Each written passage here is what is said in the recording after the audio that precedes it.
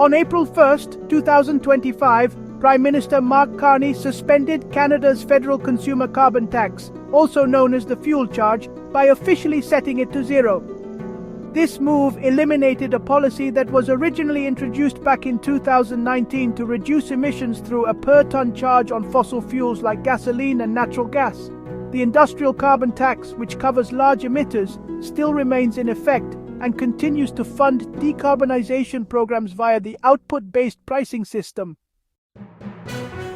The removal of the carbon fuel charge led to a direct, one-time drop in consumer prices, most notably gasoline costs, and shaved off about 0.6 to 0.7 percentage points from Canada's headline inflation in early 2025.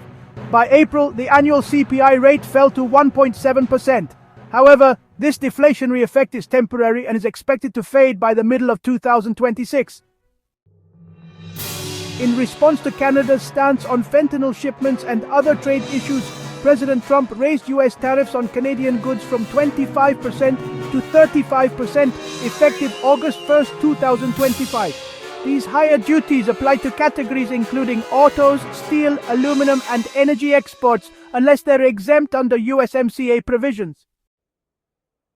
Canada retaliated by imposing 25% tariffs on $30 billion worth of U.S. imports, targeting sectors like lumber, agricultural inputs, and manufactured goods.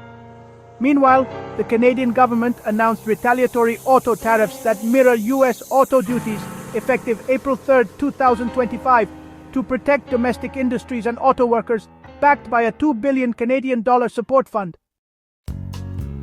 So, in the short term, the removal of the consumer carbon tax immediately reduced fuel costs and slowed inflation, providing some welcome relief to Canadians, especially in provinces where the federal tax applied. But, rising import prices are becoming an issue. Higher United States tariffs may lead to increased retail costs on imported goods, including things like electronics, appliances, and vehicles. Supply chain disruptions are already affecting pricing strategies and business competitiveness. At the same time, there's a noticeable behavioral shift happening.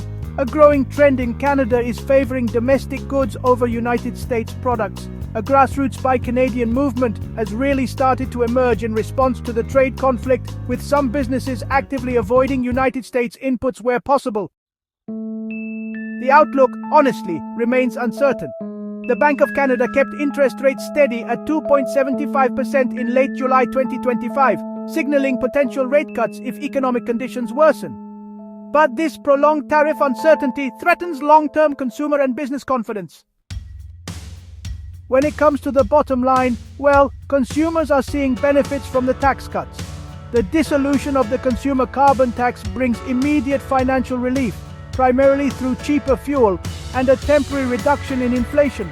However, tariffs may offset these gains. The rise in United States tariffs is raising the cost of many imported goods into Canada, so consumers could face a mixed picture. Some sectors may see relief, while others might deal with higher costs due to all this trade friction.